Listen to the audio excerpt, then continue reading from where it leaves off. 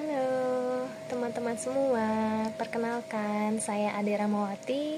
Saya mahasiswa D3 Farmasi di Poltek Bakti Kartini. Di sini saya akan membahas tentang standar pelayanan kefarmasian di apotek berdasarkan Permenkes RI nomor 73 tahun 2016. Yuk, kita sama-sama simak ya. Kita harus tahu dulu nih, pengertian pelayanan kefarmasian sendiri itu apa sih? Jadi, pelayanan kefarmasian itu adalah suatu pelayanan langsung dan bertanggung jawab kepada pasien yang berkaitan dengan sediaan farmasi. Tujuannya untuk menentukan hal yang pasti agar meningkatkan mutu kehidupan buat pasien itu.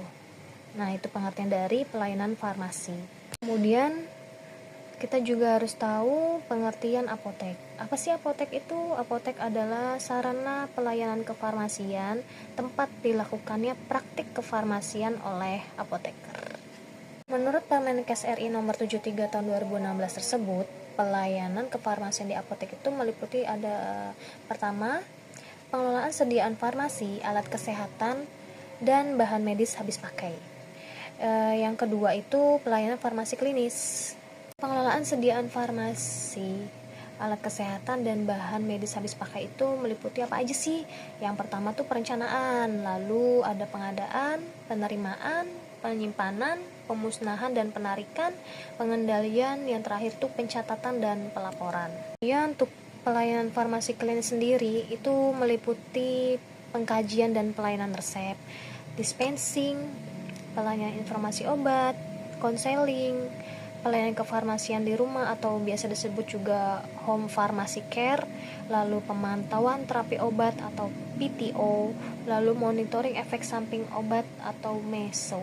Teman-teman, setelah kita tahu tadi tentang garis besar untuk pelayanan kefarmasian di apotek berdasarkan Permenkes RI tersebut, di sini saya mau memperdalam untuk memperjelas tentang penyimpanan obat di apotek gitu. Jadi penyimpanan obat di apotek itu meliputi apa aja sih? Yang pertama itu first in first out atau penyimpanan barang, yang artinya itu adalah barang yang pertama datang duluan atau yang pertama kita terima duluan itu wajib dan harus kita keluarkan pertama juga. Jangan sampai obat yang baru datang ini kita simpannya paling akhir dan akhirnya ketumpuk dengan obat-obat yang baru datang lagi gitu. Jadi kita utamakan harus menjual barang yang pertama datang dulu, itu yang harus wajib kita keluarkan. Nah, yang kedua itu berdasarkan first expired first out. Nah, kita juga harus melihat dari tanggal kadaluarsanya. Jadi tanggal kadaluarsa yang lebih dekat itu harus dan wajib banget untuk cepat segera kita jual gitu. Kemudian ada juga berdasarkan abjad, teman-teman. Jadi abjadnya tuh untuk mempermudah kita mencari obat yang kita akan tawarkan kepada pasien. Kayak misalkan dari abjad A, B, C, D sampai dengan Z tuh harus urut untuk mempermudah. Kalau misalkan nggak sesuai abjad, dari A terus tiba ada juga penyimpanan obat di apotek itu berdasarkan kategori generik dan non generik ya. Jadi non generik itu yang biasa kita sebut obat paten atau obat bermerek gitu ya.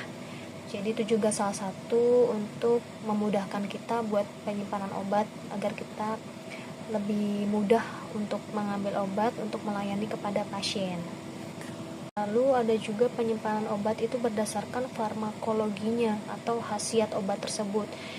Contohnya tuh seperti misalkan obat-obat penggolongan kayak obat-obat tablet semua, tapi dia itu khasiatnya untuk obat-obat alergi.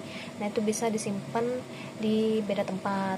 Jadi sesuai farmakologi dan nanti bisa disusun sesuai abjad gitu. Lalu bisa juga kategori antibiotik gitu. Nah, sesuai abjad juga dari A sampai Z. Kemudian obat-obat lain juga sama gitu. Itu berdasarkan farmakologinya. Terus ada lagi berdasarkan bentuk sediaan. Jadi bentuk sediaan tuh kayak misalkan tablet semua, bentuk sediaan cair semua.